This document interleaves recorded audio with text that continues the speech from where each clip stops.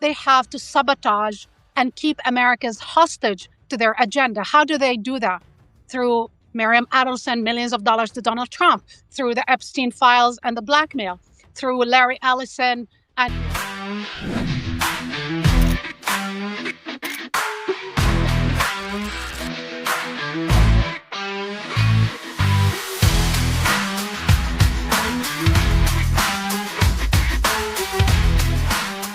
Hey everyone, you are joining the Left Hook. It's me with Rula Jebreal. She was such a big hit last time that in all the comment section, they're like, please bring Rula back.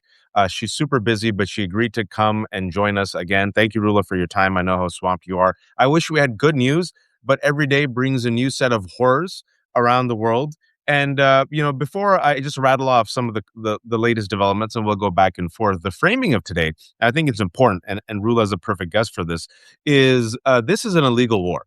This is an illegal war in which Marco Rubio, our Secretary of State, admitted it openly, that Israel came in and said, we're going to attack anyway.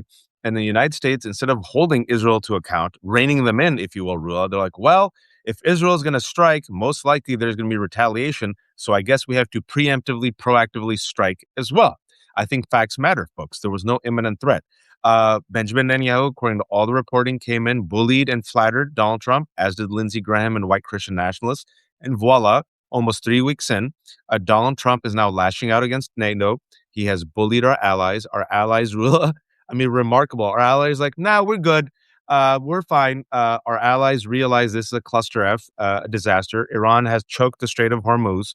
They're using economic terrorism. United States is floundering. There's no exit strategy. The type of victories that they have is, look, Israel says, we have killed another leader, Ali Larijani. He's killed another top security leader, a national security official in Iran. Look, these are victories. However, what's also happening, folks, and people aren't paying attention, is Lebanon. Over 1 million people have been displaced. Israel has yesterday said, oh yeah, those 1 million people who are displaced, you're not going to be allowed to come back. Also, what's happening is the United Nations just about 30 minutes ago said the attacks on Iran are set to drive hunger to record levels. And so I brought in Rula because there was a couple of days ago, there was this one statement that Israel said is essentially that what we did in Gaza is what we're going to do now. It's the Gaza plan. And this is where I want to ask you, Rula, what is Israel's Gaza strategy as it relates to what they want to do in the Middle East? And before we talk about that, can you tell us about their Gaza strategy and what they did in Gaza? What a great question. Thank you, Waj, for allowing me, because we have so few Palestinian voices that are in explain. So it's a rare chance, but also it's a welcome one. So Israel always had the idea of a greater Israel project, which basically incorporate the borders of Israel, according to the greater Israel project, is between the Litani River and the Euphrates, which include all of Palestine, Lebanon, Syria, piece of Jordan, big piece of Jordan, actually, Egypt, Iraq, big pieces. But the greater Israel project cannot be implemented or carried out without the American carrying the water, fighting the fight, and financing this madness.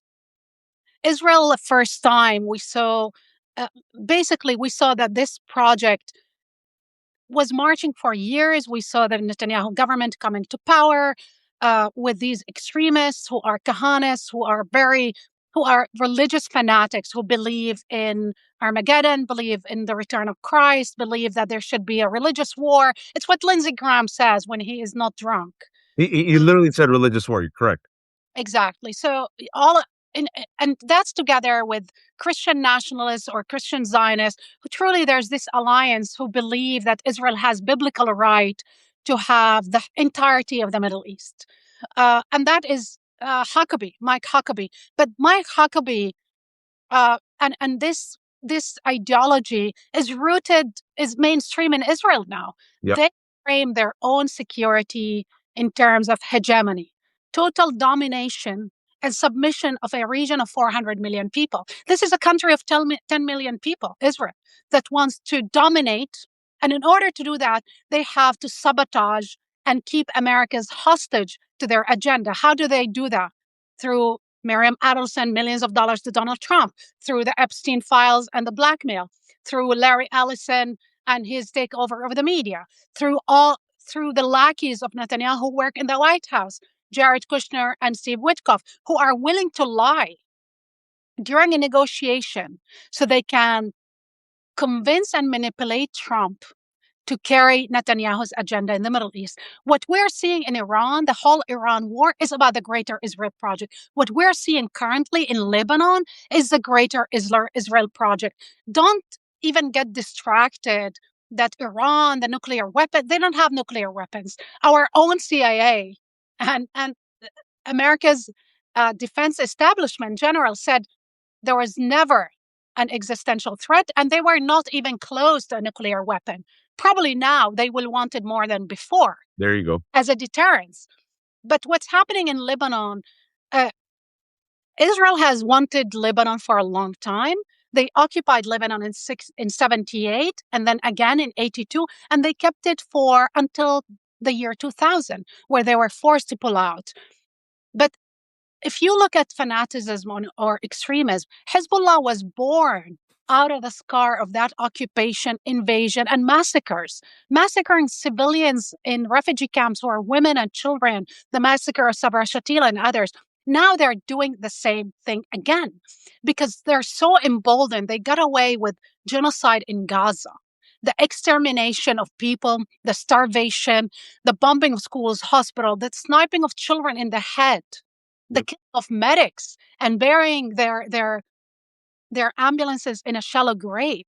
They did all of that and they got away with it. Actually, they had the complicity of the Biden and the Trump administration, and they had the complicity of Europe that did nothing and said nothing.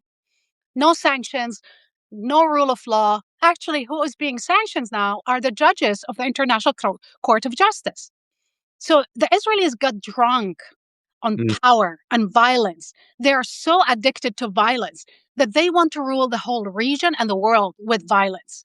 And one thing, if I may, where did they start? They started in Lebanon, especially in the south, but they didn't bomb Hezbollah-only areas. They bombed churches, hospitals. 31 medics were killed. They told people, leave or you will be killed. This is the exact same playbook that they had in Gaza, where they told people in the north, 1 million Palestinians, if you don't leave, you're going to be slaughtered. And guess what? They were bombing them as they were leaving, and they were bombing even the place where they were destined to go. So they were bombing the Double whole taps. Double tap strategy. And that's exactly the same thing. They bombed a beach in Beirut where these people, these refugees who left their homes, were basically staying in tents. In Beirut last weekend, they bombed and massacred people who were basically living in tents on the beach after Israel told them to leave their homes. But also, you will start seeing something.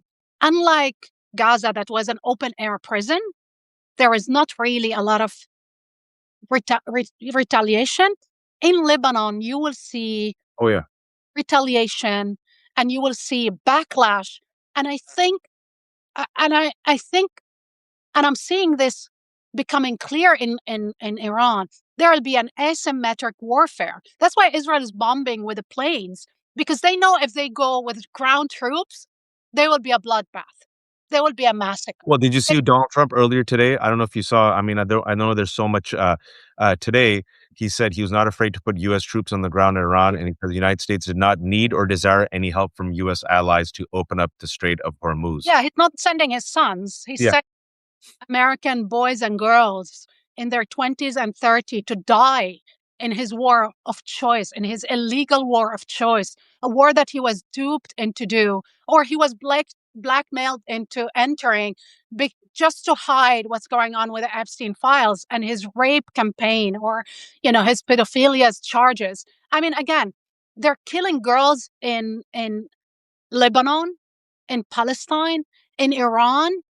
so they can allow rapists and pedophiles to get away with rape in America, to defend rapists in America, while defending rapists in America. I mean, like, this is, I think, the lowest we ever reach in human history, where all the crimes are before our eyes, where everything is clear and obvious. They're not hiding the agenda, the crime, but they're telling the world we can get away with it. I mean, Netanyahu released a video where he said Israel is a superpower. And they wanted this war for 40 years with Iran. I mean, what superpower, Habibi? I mean, you receive military aid and financial aid, and you depend on America for your own safety and security. You're running low now on missiles, so you're begging people to send you missiles, but then you're bragging about being a superpower. For me, that's delusion.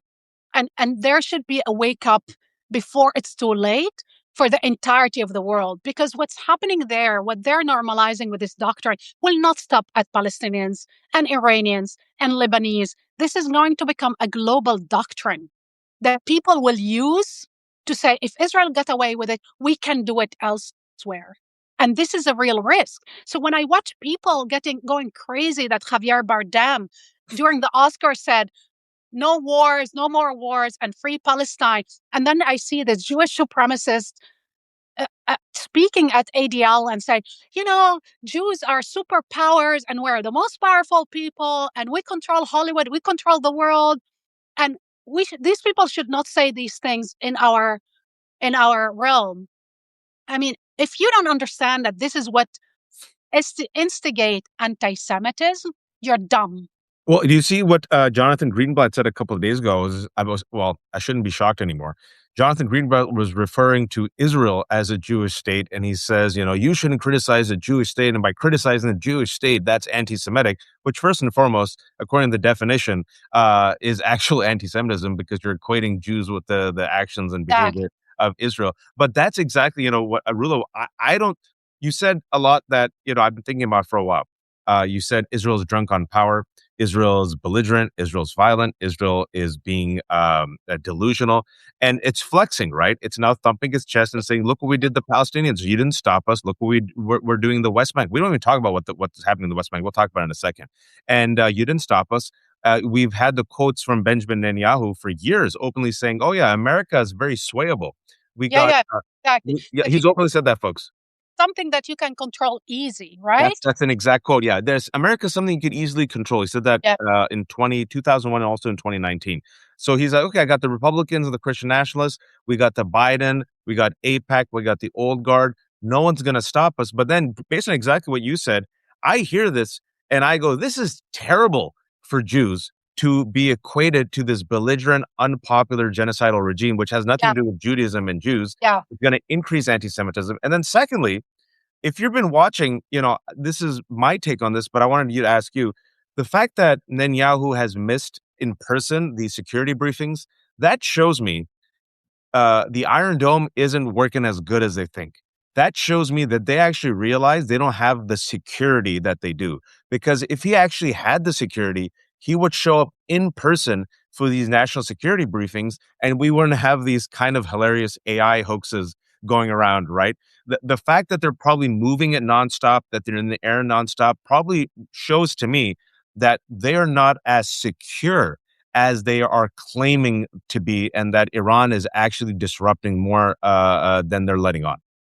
Yeah, and there's deep censorship in Israel. I mean, people are not allowed to show what the Iranians hit, what they didn't hit. Remember, in June 2024, Hezbollah sent a drone to surveil the north of Israel. And they actually released a video. And I was shocked because they went next to the refineries, oil refineries, next to military bases. They were filming with a drone, simple drone that filmed everything.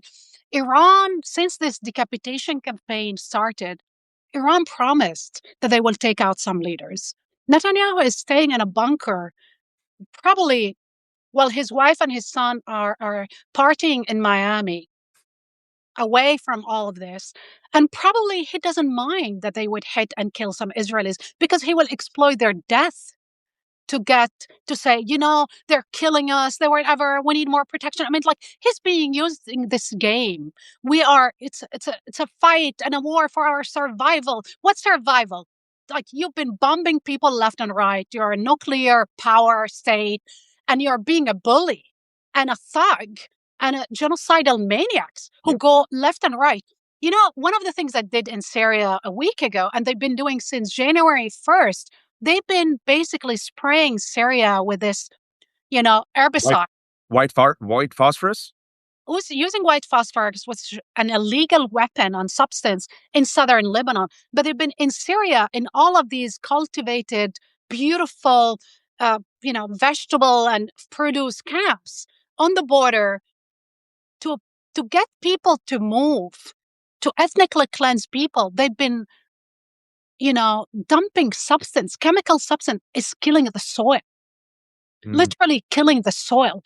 Once you dump these kind of substance, and you can see it that they experimented in that in Gaza. Gaza had an agricultural land that was actually an important one. With all the military waste and chemical waste, the land will not be able to retain water or to be cultivated. They killed it. It's really ecologically, it's killing the fields. And this is the only way they can colonize Syria, and they can colonize Gaza, because, it's not livable anymore. You cannot cultivate the land. You cannot, grow fruits or vegetables or food. So people tend to move. And then if you actually kill the area from the water standpoint, and that's why they hate the desalination in Iran. They know Iran has a huge water problem, but they hate the desalination because they know people will not have drinking water. yeah, And they're trying to kill everything that sustains life.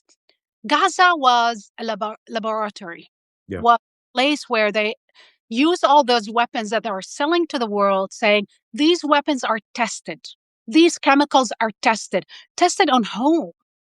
On civilians in Gaza. And now they're testing them on Lebanese and others. Israel is literally becoming, I don't know if it's becoming, it's like what the Israeli former Minister of Defense, Ayalon, said, that there's a Nazi ideology. And absolutely, this is Nazi ideology. When you kill people's livelihood and hospitals and schools and living condition, you're a homicidal maniac. Like something Yeah. wrong with your ideology, that think that in the name of whatever God, or in the name of whatever, chosen, or this biblical prophecy. I don't know what biblical prophecy that Netanyahu keeps repeating, Amalek, that justify this mass murder. But mass murder not only of civilians and condition of living, mass murder of, honestly, the architecture of laws and conventions and rules that keep all of us safe. Israel is endangering the survival of human species at this point. It's, you said homicidal maniac. I would edit it and I would say it has transformed into a genocidal maniac, because Yes. what's happening in Gaza is a genocide. You wrote a book about it in Italy. It's going to come out, inshallah, in the English translation, Genocidio. I'm looking forward to reading the English. And what it's been doing, like you said, it's a sobering statement, but it's true. Gaza was the laboratory for what's happening now in the Middle East, folks. They realized, okay, let's test it all out.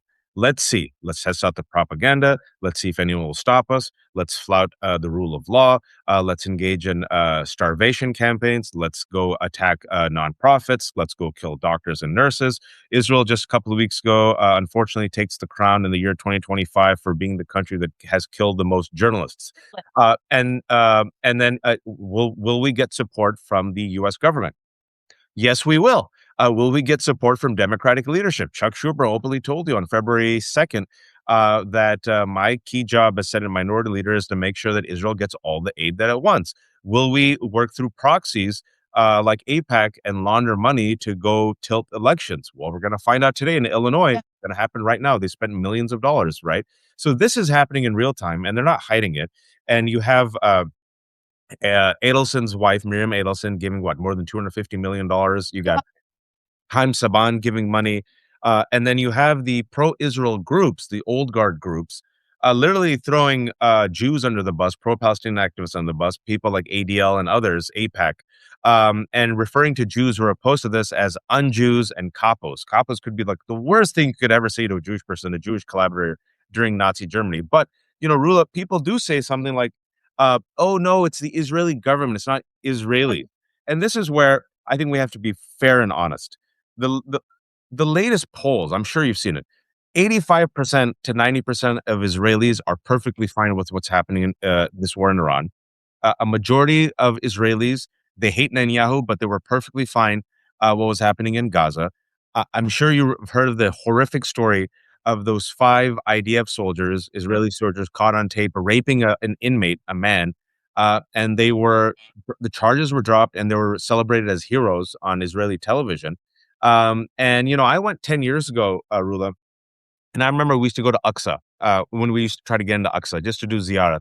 Aqsa is what Jews call Dome of the Rock, what Muslims could say is Haram Sharif, where we have the dome, and they also have the Aqsa Mosque.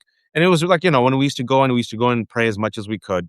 And I remember 10 years ago, Rula, uh, at least twice there were these teenagers that used to rush as close as they could get to the entrance of Aqsa, and then the Druze soldiers would be like, "Okay, okay, go away, go away, go away, go away." And there used to be these teenage Hasidic boys who deliberately tried, folks, while chanting and mocking, to try to broach the Al Aqsa. And I remember, things are tough in Palestine. One time, one Palestinian guy who was just leaving, we did Isha prayer. He was so pissed. And the guard was more pissed off at the Palestinian man being pissed than the kids. So the kids deliberately realized they're broaching. It's like testing the fences, right? Let's see how much we could get away with. That was 10 years ago. Now you fast forward, those folks like Ben Gavir and Smotrich are in the government. Can you And they're explain to praying. people? Yeah. Can you explain to people what Israeli society is like right now? Because I Yeah. think we have to be fair here. When people say it's just Netanyahu, No, no, no, no, I'm no. sorry, the Israeli society has moved No. further and further to the right. Yeah. So if I may just add a couple of things regarding Add anything you want. Jonathan and ADL. So Jonathan in July this year went to the Israeli parliament and testified at the Israeli parliament, the Knesset, and said we need to have the kind of brilliant Badger attacks inside U.S. campuses to combat anti-Semitism. The Israeli Badger attack killed 2,000 people. That was a terrorist attack on using civilian devices to put bombs and blow up a bunch of people. Because you wanted to kill one person, you blow up. So he was advocating for the use of terrorism inside US campuses. I don't want to hear his voice after that. Once you endorse the use of terrorism against your own citizens, you're disqualified. You're like, I can't hear your voice anymore. You're not about fighting anti-Semitism. You couldn't care less. For you, it's all about defending Israel crimes and genocidal state. Well, look, I mean, if I could just give a quick, Yeah, just remember last year, Elon Musk did those 2 Zig yeah, Heils with his chest, and ADL said, "Well, it's just an exuberant display." But yeah, hey, Mahmoud Khalil, go, kid, go, literally detain him. And then the last Palestinian-American, pro-Palestinian Columbia student was just let go yesterday, Rula, after a year. wow. ADL supported that, by the way. Of So, course, sorry, continue. any fascist tactics against pro-Palestinians, anti-genocide activists, it's fine with ADL. They couldn't care less. Jonathan has lost any credibility. I mean, like, the guy is a joke and a half. Uh, Chuck Schumer said one day, the problem with Palestinians, they don't understand our biblical right. Wow. Biblical right. I'm like, I don't, honestly, you and I are Muslims. My father worked in the Aqsa Mosque for 30 years, the mosque that you visited. I grew up next to the mosque. I grew up with a community of Christians, Muslim, and the keys of the Holy Sepulchre in Jerusalem is in the hand of a Muslim family. We always understood in Jerusalem, especially in the old city, in the sacred holy city, that our security and depends on one another, on the defense of one another. We survive together. We live together because nobody is safe or secure until we are all safe and secure. That was clear for centuries, for Palestinians who lived in the old city of Jerusalem, who lived in Jerusalem, they understood how sacred that city. We paid with, for centuries with blood and and and and and, and sweat Mm. for the sanctity of to keep that city a multi-religious, multi-ethnic, open city to everyone. And now Israel is trying to make it a Jewish, exclusively Jewish city.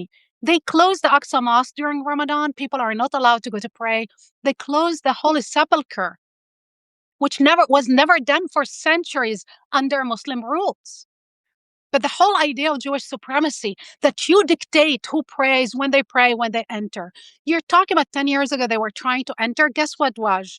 Today, in the middle of the Ramadan, they go and pray in the Aqsa Mosque, in the gardens and next to the Aqsa Mosque, in the grounds of the Aqsa Mosque, without allowing the Palestinians. This is what Jewish supremacy is a segregationist, exclusionist, apartheid, genocidal regime that view people like me and you as subhuman elements to exterminate. They see Iranian the same way.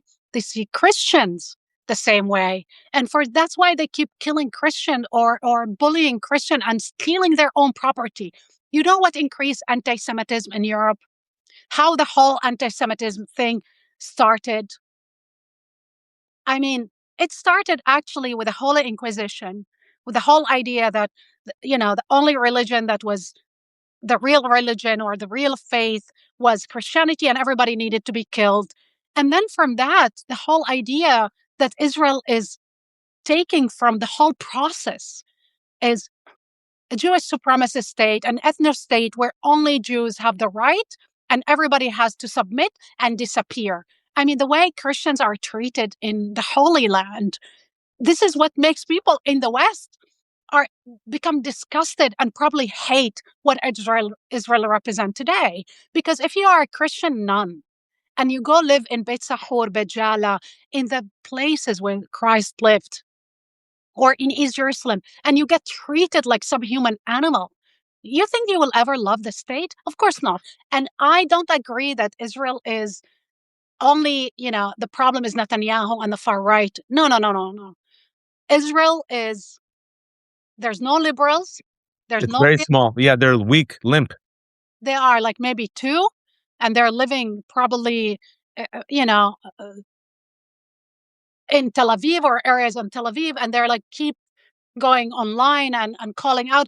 But that doesn't represent Israel. 90% of the country were supported the genocide in Gaza, including the secular pilots who bombed schools and hospitals, including the secular elite and intellectuals who said, we're against the judicial coup for Netanyahu, but we will deal with it when we finish the job in Gaza. Finishing the job meaning extermination, annihilation of Palestinians. They keep saying, well, Netanyahu is bad, but then the alternative to Netanyahu, all of them, whether it's Bennett, Lapid, Lieberman, all of them are pro-annexation, Yep. ethnic cleansing, genocide, Pro-settlement. pro-settlements, but pro-forever wars. They want to bomb Iran, but they want to bomb also Turkey. They want to bomb Lebanon and annex Lebanon, but they also want to annex Jordan, Egypt, and every country. And for them, the whole Middle East need to be in ashes, need to look like Libya or Afghanistan for them to feel safe. The That's only key. safe. That's key right there. What you just said is key right there. And it's what Trita told us too. Trita Parsi, whom I know you know, he said he coined it this way, and I just want you to expand on that because just so people understand, right? Because people are like, well, what's the mindset? That's the mindset that Rula just said. Is he said permanent insecurity for everyone else in the Middle East leads to permanent security for Israel. Yes, perfectly put, spot on. Not only permanent insecurity, permanent destruction. If you decide that Libya is the model where you destroy a country or Afghanistan is the model, that means that hundreds of millions of people in the region will leave. If you want to govern or rule over ashes because that's how you feel safe, there's something wrong with your mindset. If the only way you can feel powerful and safe if everybody's on their knees or killed, you have to examine the fact that sooner or later, they will be, for that kind of mindset and those kind of tactics, they will be retaliation. The retaliation will be by far worse than, sorry to say this, even Hamas. What will emerge after Gaza and after Lebanon and after Iran will be by far worse than what Hamas did. Yeah. I mean, it makes sense. And you mentioned something which I think is important because Americans don't know, right? And it's fine because there's a lot happening in the world. Is that Hezbollah, for those who are joining us, this is Rula Jebreal. I didn't even give you a proper title, Rula. I just assumed people knew. Middle East expert professor, a screenwriter, author of the latest book, Genocidio, which is a genocide in Italy, and it will be translated soon, inshallah, and come to America in English. She was also on MSNBC back in the day, but she was too Palestinian for them. So they got rid of her. And CNN, you and I were on CNN. Oh, yeah, yeah. And then she was also Bill Maher. She was one of the few people who called out Bill Maher for years for his open Islamophobia. He just can't stop. But I digress. He's a piece of crap. He's the best. He's ignorant. I don't think he understands the region.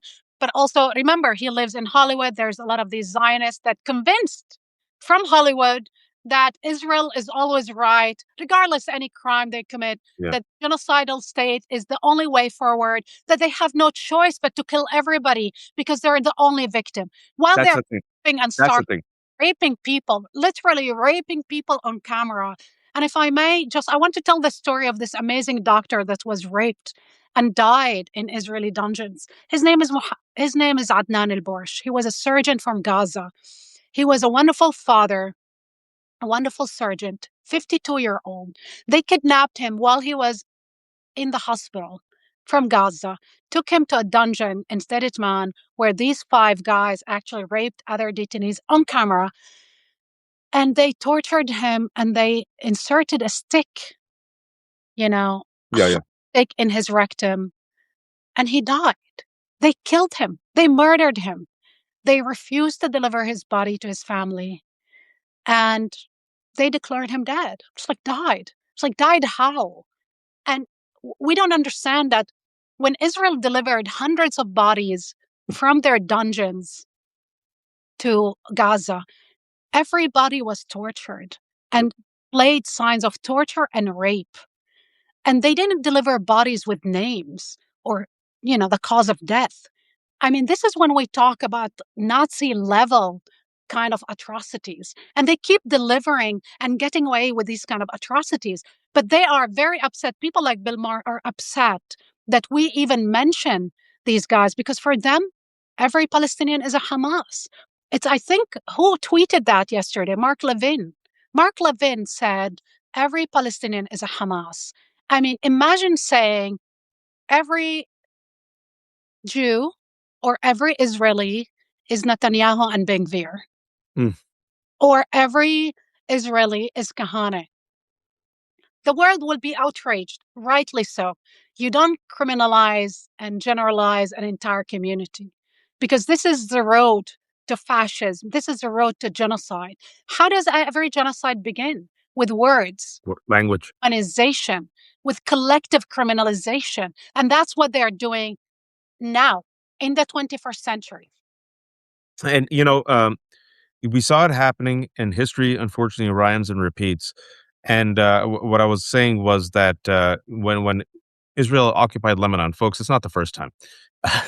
Go back and look at the history in the 80s and look at the war crimes. Hezbollah was birthed from that war. Hezbollah didn't exist before that. And so now Israel in Lebanon, which is a story that people aren't paying attention to because a lot of it's on Iran and the Strait of Hormuz, 1 million people have been displaced. More than 100 people, kids have been killed. I think that number is far higher. Probably more than 1,000 civilian casualties. And specifically what Israel is saying is what it said in Gaza. It's, oh yeah, these people are displaced. Don't bother coming back. Well, why is that? Well, because that means Israel is going to expand and take over southern Lebanon like it did for 18 years. So it's going to take over southern Lebanon, has destabilized Syria. In the past 2.5 years, people have forgotten, Rula, that it isn't just Gaza that's being bombed. They've done, 30,000 bombs to Syria, Iran, Lebanon, Yemen, Jordan, right? Now they have this dumbass Donald Trump, who's the only president in the past 46 years. Even George W. Bush rule. This was so painful.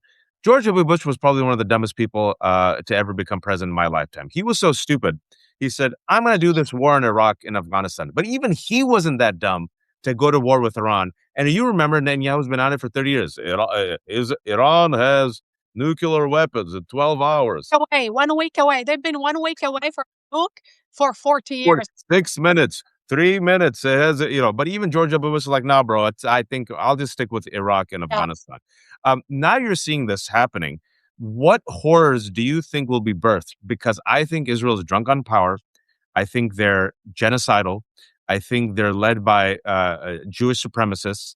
And the mindset when I was in Israel, I talked to some of these individuals. Very interesting. The mindset goes like this to some. Well, God is truly on our side because we've been in exile, we've been oppressed for thousands of years. And if God didn't want this to happen, we wouldn't have won the 67 war. We wouldn't have been able to take the West Bank and the Golan Heights and Jerusalem. God's showing us is his favor by the fact that we are able to win and succeed and conquer, right? That's one. Another aspect of the story that's always stuck in my head is someone who acknowledged, I don't want to give his name, he's a writer. He said, I acknowledge that the realization of my dream has come at the expense and shattering of the Palestinian people. I have to make peace with that. Please tell me. I'll tell you this, I'll tell you later. And then he said, however, I know that right now my boot is on the neck, meaning Israeli boot is on the neck of Palestinians. And it's terrible. This is what was key. And I think it goes back to your point, and it comes back to the psyche that I think we have to understand. However, for my security and for me to feel safe, I need to have the boot on the neck because I am worried the second I remove the boot, they will kill us. And I'm like, well, that sounds like every colonist I've ever heard in my entire life. That sounds like the British when it came to India. That sounds when it comes to white supremacy, when it comes to black people. I got to keep the boot on the neck. And because I've been so villainous, so torturous, so sadistic, if I take the boot off the neck, they're going to do to me what I did to them. And what we've seen throughout history, Rula, is in fact that is not reciprocated. Look at Black Americans. Look at what happened in South Africa. Look what happened to Indians. People are like, nah, man, I just want to be free. A few of us are probably going to be crazy and kill you. You can't blame them. But like 98% of us, we just want to be free. Get the F away from us. Take the boot off our neck. Anyway, your response to that mindset, and you've gone to Israel many more times than I have. Look, I heard it all kind of justification. I mean, even in New York, you don't have to go to Israel, right? Even in New York, you can have these Jewish Zionist Americans who love Israel so much, and they tell you, it's like, we have no choice. That's it. We have no choice.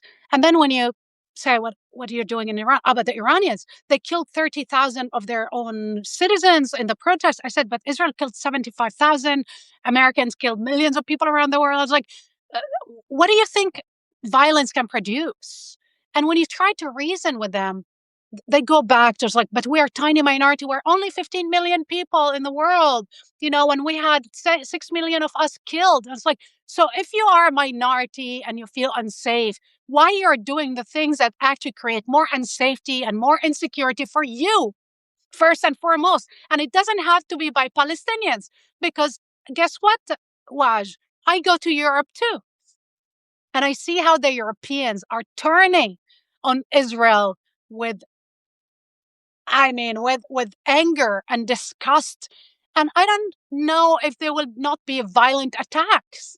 I mean, when I pass by synagogues and I see the Israeli flag and donate to the army, I worry. I'm like, dude, what are you doing?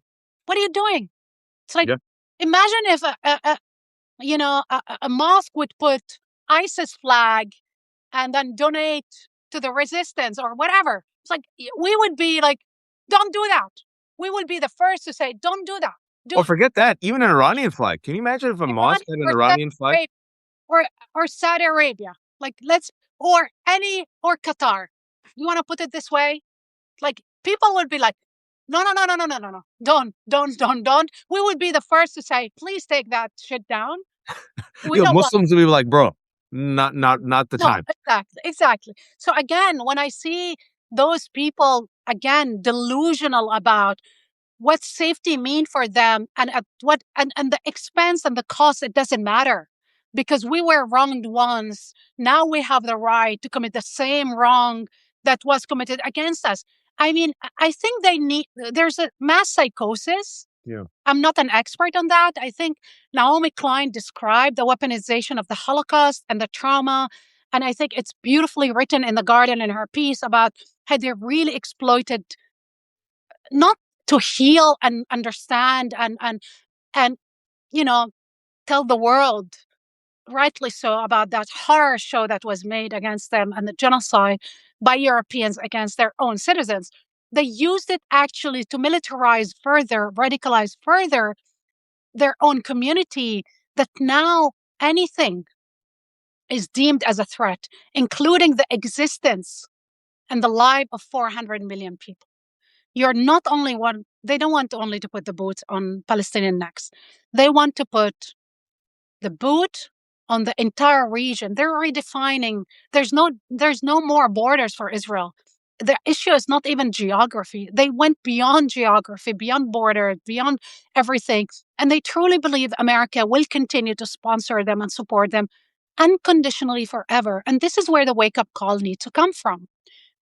Americans need to understand that Israel will not change from the inside. The change has to be applied with pressure from the outside. International courts, sanctions, military aid that need to be cut immediately. And I'm sorry to say, but Europeans also need to revise the no visa, like Wow. take out all of that. And also they need to kick them out from every sport, anything that normalize what Israel is doing, including scientific exchange. I mean, when I learned that in the Israeli university, this is where they test the theories and the weapons and the methods that are being used now to annihilate Palestinians, Lebanese, Syrians, and Iranians. You understand that you have to boycott completely every apparatus, every institution in Israel. I decided not to go back Wow.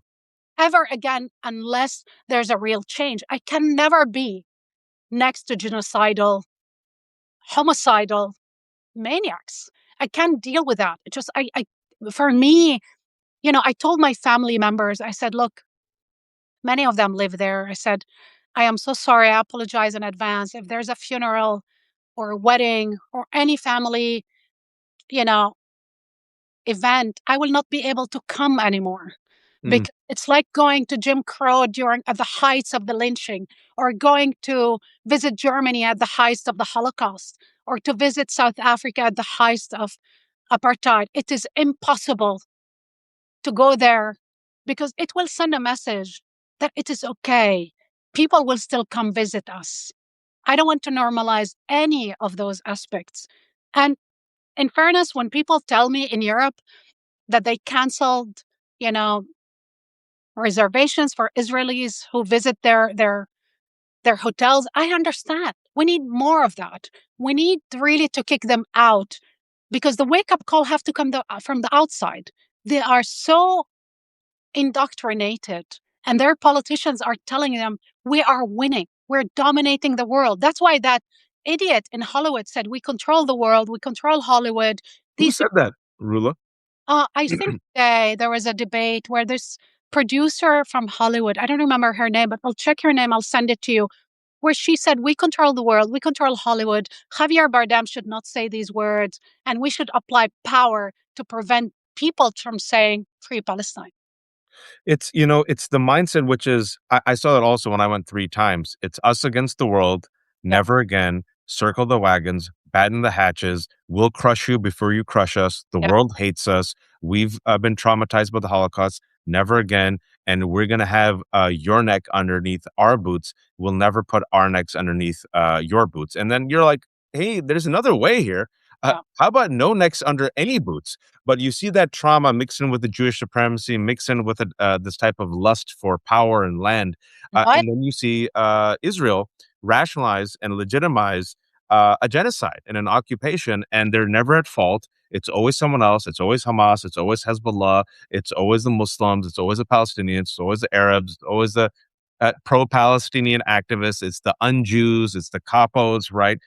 No self-awareness, ban down the hatches, us versus everyone else. That's the mindset, folks. I understand it, but just because I understand it, obviously we don't agree with it, but it's now the dominant mindset. I remember I said something, Rula, to a few people when I was there that made them pause. I said, it's really interesting to me, this entire region. I hate saying this, Rula. I love going to visit Palestinians and Aqsa and meeting people. And there's so much history there. It's Christian and Jews. And I hate it. I hate going there. For like every time I've gone there, I'm always tense. I'm always tense. And I'm a visitor. I'm an American. And as I was telling people yesterday, I was on here telling some stories of when I went there. My blue passport didn't save me. When you're brown skin and you're with a hijabi woman, right? Or if you're brown skin with a bunch of Palestinians, guess what I became, Rula? I became Palestinian. I got Exactly. assaulted by the IDF for literally standing, and I'm the most chill person. Thank God I was assaulted and not my friend, because he probably would have been shot. So they assaulted me. I kept cool. I got denied entry. We got kicked out of cabs. We got kicked out of stores. We were spit at. Then there were also very nice people as well. But you just see real quick how quickly you can become Palestinian. And this is so crazy, Rule. You would appreciate this. I also then became Jewish. You know how I became Jewish? A Jewish girl visiting from America who did Aliyah with an American accent. She thought I was a Mizrahi Jew. And then I'm so out of it because I'm a Desi uncle. She was hitting on me without me realizing she was hitting on me. So I thought she was just talking to me. And then everyone else was like, bro, you're married. I'm like, huh? Yeah, I know I'm married. She goes, yeah, that girl was just talking to me about she goes, no, she was hitting on you. I'm like, no, what? No, look at me. She goes, dude, she thought you were a Mizrahi Jew. It just shows you how crazy the place is. But what I told these folks is you build your house on a volcano and then you wake up shocked that there's lava. Yes. Uh, and You know that who said that, Waj? The founder of the University of the Hebrew Jerusalem University, in 36, he said, Israel is building its house on a bayonets. They shouldn't be surprised that it will never be safe or stable. mm, And it is just incredible that you mentioned how you were treated in Israel, because every brown person, that's why when black politicians like Cory Booker and what's his name, the other one, who has actually an Arabic name, the first name, number one, Hakeem, Hakeem Jeffrey. Yeah, Habibi, his name is Hakeem. It's an Arabic name. They go and they said it's a democracy, it's the best place. They don't see you as equal. You happen to be black. We know what they did to black Jews from Ethiopia. They literally sterilized them without their consent because they didn't want black Jewish children. They were for years in the 90s, not in the 80s, 60s, 70s, in the 90s, they were giving them Depo-Vera without their consent so they can keep a white Jewish majority. So Hakeem Jeffrey and Cory Booker and all these black politicians who go to Israel and get, you know, taken around by AIPAC and all these lobbyists, and God knows what they do in their hotels where they spy on them and the honey traps. I mean, I'm terrified even to think what happens, because Matt Gaetz actually told us that he found a guy in his room oh yeah, I remember. in Tel Aviv. What was the guy doing? Do you think they don't do that to every American politician so they can get dirt on them? Of course they do that. Of course they do that. They brag about doing that. So again, when these politicians, especially the black one, go to Israel and visit and come back and they're like so, repeating the propaganda and the talking point, it's just the one that upsets me the most, because they don't understand how they are viewed from the other side. I just want to remind these politicians, I tell you what they call you. They call you the N word, which is kushim. They call you monkeys. You get upset because Donald Trump put the pictures of the President Obama and his wife as um, monkeys. Guess what? This is what the Israeli politicians call you. And not only that, they call you an infestation. Wow. They call you an infection. They call you rats. They call you cockroaches. That's how they call black people, immigrants from Africa and other places. Israel is the most racist place I ever seen in my life. And you and I traveled a lot. It's But it's this is it's a tough. It's a great, tough. Disgusting. When I go to the airport, Waj, and I am a Palestinian citizen, and I used to have an Israeli passport, the first thing they do, they ask me to strip naked.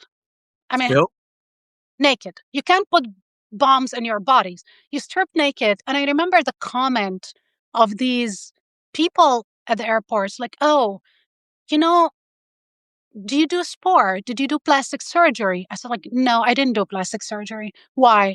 It's like, oh, because Black people, they don't look like this. They look different. They have, and they, I mean, the display of racism is so disgusting. And I will never forget one time. I remember I just finished work. So I traveled with my clothes from Italy. It's only 3 hours. And I was holding this big bag where I had my computer and my things. And she said to me, how can an Arab woman afford a bag like this? And I was so stunned. I said to her, well, it's called IQ. When you study hard, you work hard, you can make money and buy whatever bag you want.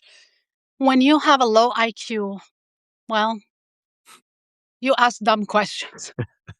She kept me for 3 hours. She was so offended that I basically, but the whole idea that the same idea that we saw after October 7th, when people in the security apparatus was telling the Israeli establishment, there's a plan. Hamas is going to carry these attacks. When the Egyptian informed them, they said they're too dumb, too stupid yeah. to carry that attack. The whole idea that the same idea that white supremacists in America had for Black people, for the Israeli majority, this is not even an idea. This is a fact. For them, we are human animals, that we cannot be intelligent enough. We cannot be human enough to be granted the dignity and the freedom and the rights of everybody else. I know it's tough for people to listen to, but if you actually go and visit, I always recommend people go visit. I recommend people talk to everyone. Go to West Bank, go to the Jewish side of Hebron, go to the Palestinian side of Hebron, go to Bethlehem, talk to Christians, go talk to the Druze, go to East Jerusalem, go to West Jerusalem. If you want to go to Tel Aviv, go ahead. I just spent a couple hours at it. I really didn't care. Go to Haifa. Las Vegas, Tel Aviv. Yeah, I don't, yeah. Go and see for yourself. I've never seen any American, regardless of their ethnicity or religion, if you're truly sincere and objective, who goes there, Rula, and sees it, and then comes back not radicalized. Because it's so clear. It's so crystal clear. And then you go there as an American, you say, my taxpayer dollars are being used for this. And then you go there with your blue passport, and it doesn't matter. It just does not matter. Yeah. They do not care. It doesn't. Look how they treated Tucker Carlson. Like, the guy was detained at the airport, interrogated at the airport. I mean, what they do to Palestinians at the airport, or Muslims or Arabs, I mean, the cavity search for children, for young age children, cavity search, and it's out of just to humiliate people, just simply to humiliate you and degrade you and make you feel that we will keep our boot on your neck, whether you have an American passport, European passport, you're successful, it doesn't matter. You are subhuman animal. That's how they view the world.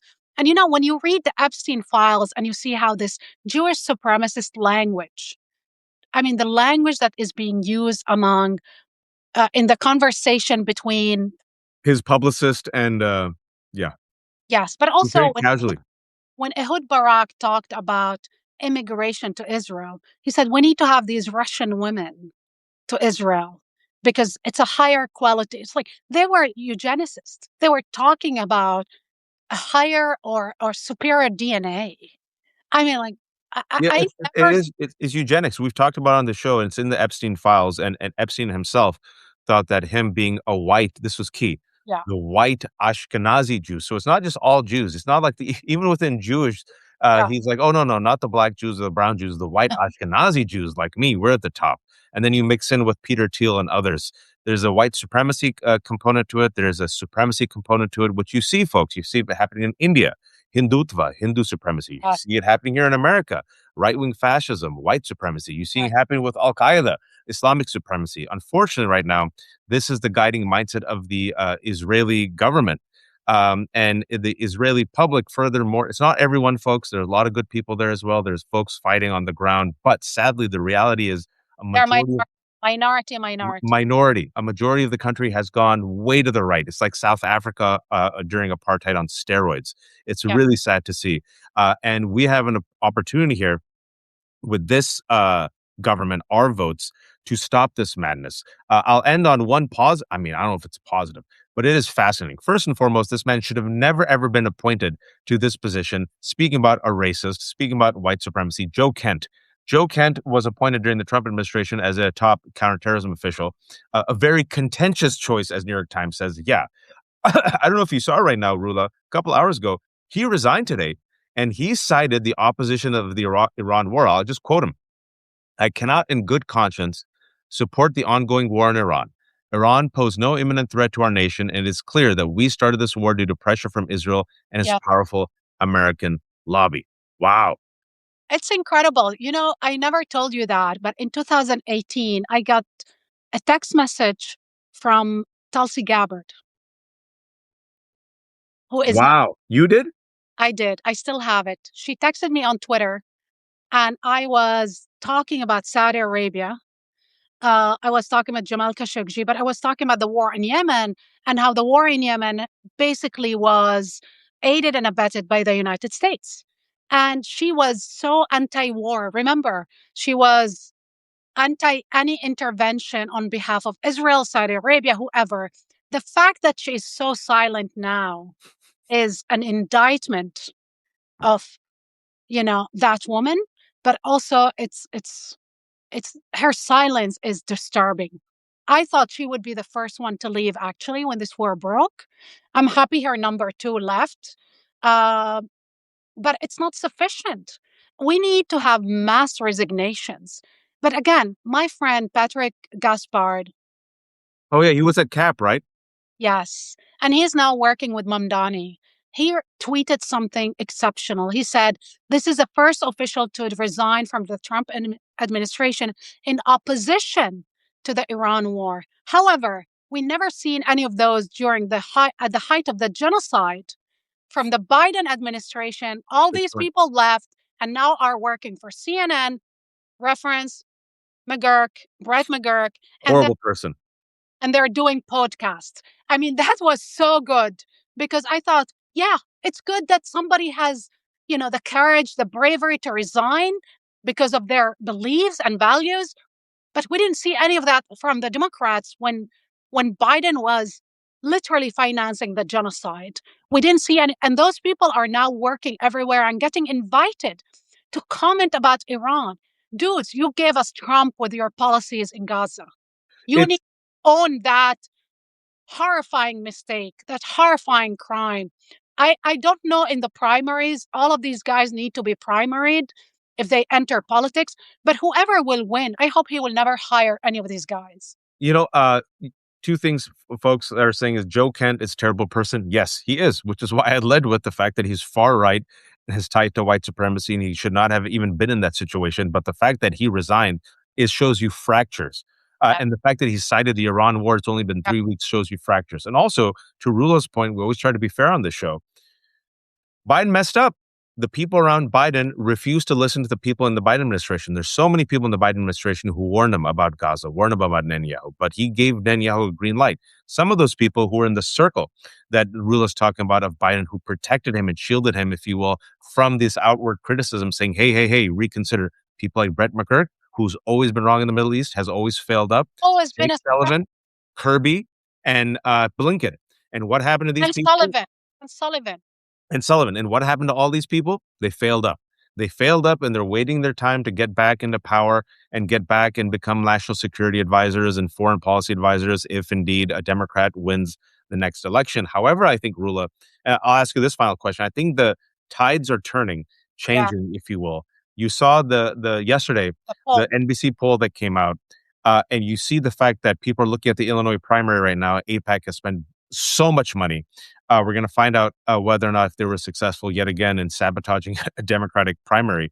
I think, and I said this yesterday, and I say this very confidently, any Democrat that actually runs or has national ambitions and still bear hugs Netanyahu, Israel, and APAC, I do not think they have a chance, Rula.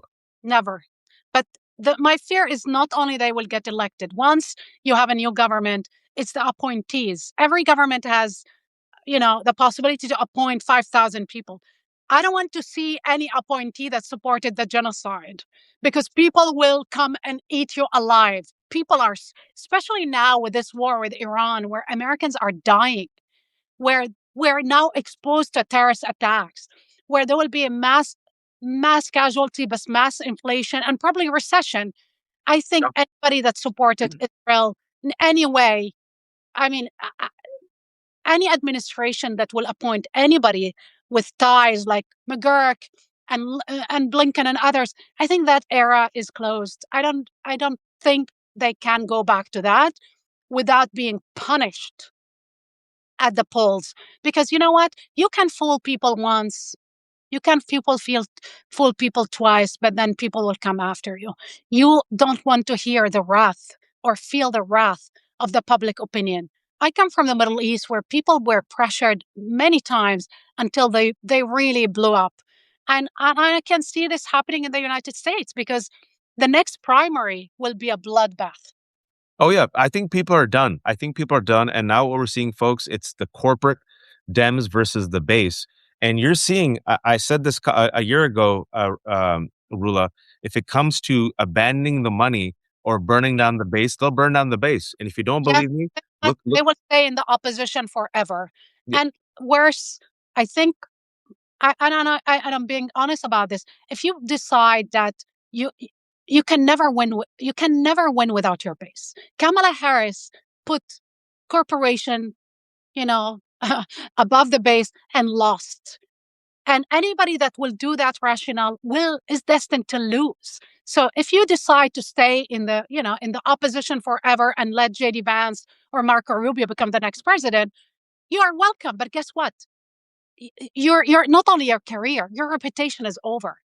and did you see yesterday? I'm keeping Rula a couple minutes longer, but it's always fun to talk to Rula. A great guest. I could just press play on Rula and sit back, and she says all the stuff and she connects the dots for you. But did you see yesterday? Axios had a story that there is tension within Democrats and Hakeem Jeffries as the next leader. It's not a given that he might not have the votes. Sorry, they should select somebody that can represent the base. The fact that he wouldn't endorse Mamdani, the most popular politicians in I don't know how many years since Obama. I mean, dude, if you're too terrified to endorse your own candidate, well, you're beholden by the lobbyists. I don't know what they did to him in Israel. I don't know what hotel they put him in. I don't know what kind of dirt they had on him. I hope they don't have anything, and I hope it's all because of the money. But guess money will not save you. And if there's any dirt, my biggest advice, be the first one to put it out there, because they cannot blackmail you if you're the one talking about it. Put it out there. Just Put it out there, admit it, and move on. Um, folks, this is Rula Jebreal. She broke down as to what Israel's plan is in the Middle East, the Gaza plan, what happened in Gaza, and what they plan to do now in Lebanon, in Iran, in Syria. And we do have, folks, we do have the numbers. And for the first time in my life, in Rula's life, I never thought I'd see this. A majority of people are waking up. I never thought I'd see a majority of people be pro-Palestinian in America. I never thought I'd see some Democrats run away from AIPAC. I never thought I'd see some Republicans run away from AIPAC and the pro-Israel lobby and call this out. This is happening in real time because people have been radicalized by witnessing a genocide on their phone. And I never thought we'd go to war in the Middle East yet again with low favorability ratings. Every time America bombs brown people, America goes rah, rah, rah, but not this time. So there is a potential and opportunity here for a reset. And there is a primary season happening right now. And we need to implement those people who actually speak with a moral consciousness and actually see and call out a genocide for what it is and say enough is enough. We've seen the madness in Iran. We've seen the madness right now in Lebanon. We saw what's happening in Gaza. There's another way forward. So don't give up hope. And also, I just want to stress, Rula, if you follow her career, I'm very confident she agrees with what I'm saying. If you don't, Rula, step right in. You could speak for yourself. We're talking about Israel. We're talking about a nation state. We're talking about Jewish supremacists. We're not talking about Jews and Judaism. A majority of American Jews loathe the regime. Jews joined pro-Palestinian activists. They were also smeared, tarred. They were called capos, unjews, right?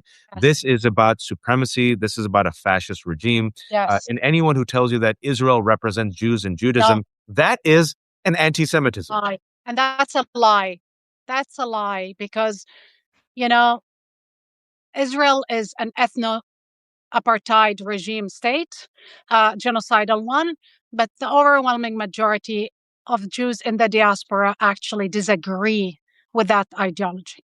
Literally disagree. And I'm talking about Jews around the world. Yes, there's some that might agree and whatever. But again, I think don't judge Judaism by judging Zionism. Zionism is a political, modern, genocidal political ideology.